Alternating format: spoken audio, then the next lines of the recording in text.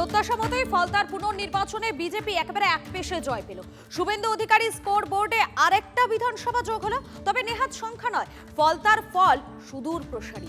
বাংলার রাজনীতিতে ডায়মন্ড হারবার মডেলের মৃত্যু হলো, তৃণমূলও তলিয়ে যাওয়ার পথে। রাজ্যের বিরোধী রাজনীতির রাশ কি এবার বামেদের হাতে? পূর্বাভাস দিল ফলতার ফলাফল।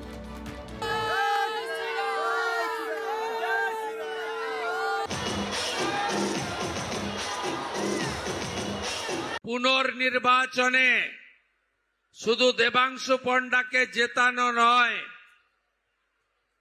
1 লক্ষের বেশি ভোটে জিতিয়ে আমাদের কাছে পাঠাবেন। ওদের শূন্য করবেন তো? পুষ্পা জাহাঙ্গীর সরতেই কথা রাখল ফলতা। গণনা শেষে দেখা গেল 1 লক্ষেরও বেশি ভোটে জিতে গিয়েছেন বিজেপির দেবাংশু পণ্ডা। বোঝা গেল শুভেন্দু অধিকারীর আবেদনে 2 হাত তুলে সমর্থন দিয়েছেন ফলতাবাসী। এখন মানুষ ভোট দিয়েছে, মানুষ স্বাধীনতা পেয়েছে, মানুষের ভোট ভোটে মানুষ দিয়েছে, মন ভরে ভোট দিয়েছে। জনগণ স্বতঃস্ফূর্তভাবে ভোট দিয়েছে, পুরো জনগণ ভোট দিতে পেরেছে বলে কিন্তু আজকে এই জয়ের মার্জিনে আমরা এসে গেছি। মনোবল একদম তুঙ্গে। ফলতাবাসীর দেখছেন যেভাবে বাঁচছে, যেভাবে স্বাধীনভাবে বাঁচছে, নতুন করে বাচ্চারা নতুন করে বাঁচতে পারছে, মনোবল তো একেবারেই তুঙ্গে আছে। ফলতায় বিজেপির রেকর্ড জয়ের থেকেও এবারে বড় হয়ে উঠেছে তৃণমূলের 4র্থ স্থান পাওয়া। কারণ বদলের বাংলায় এই ফলাফলে খড়কুটোর মতো উড়িয়ে দিয়েছে অভিষেক বন্দ্যোপাধ্যায়ের ডায়মন্ড হারবার মডেল।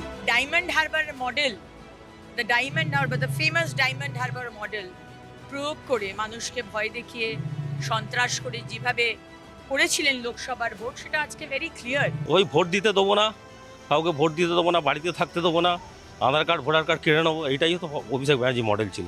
সেই মডেল আজকে ভেঙে চুরে ছারখার হয়ে গেছে। সাধারণ মানুষের রাজ প্রতিষ্ঠা, কোনো মডেল নয়, মানুষের মডেল প্রতিষ্ঠা। রাজনীতির উলট পুরাণটা স্পষ্ট হয়ে গিয়েছে ফলতার ফলাফলে।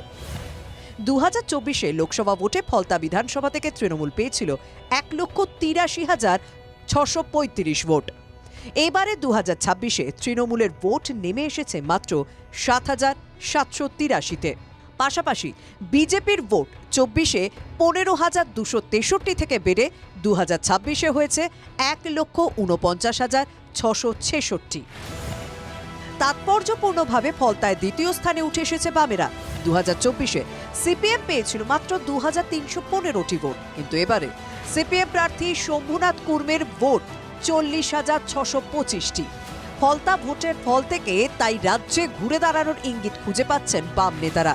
তৃণমূলটা একটা আরএসএস সাজানো একটা বাহিনী ছিল এবং তারা মস্তানি গুন্ডামি করে যা করেছে সেখানে মানুষ তার মত দিতে পারতো না। মানুষ যদি মত দেওয়ার সুযোগ থাকে এবং গণতন্ত্রকে যদি আমরা ফিরিয়ে আনতে পারি, তাহলে সেই গণতান্ত্রিক প্রতিষ্ঠার সঙ্গে সঙ্গে বামপন্থারও পুনরুত্থান হবে। এটা ফলতার ফল দিয়ে এটা বোঝা যাচ্ছে।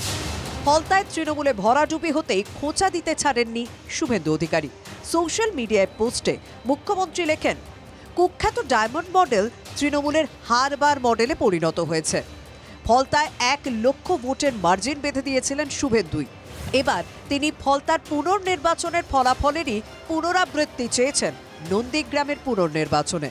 এখানে একটা বাই ইলেকশন হবে, ফলতার মতো ব্যবধান করে দেবেন তো? Bureau report, TV9 Bangla.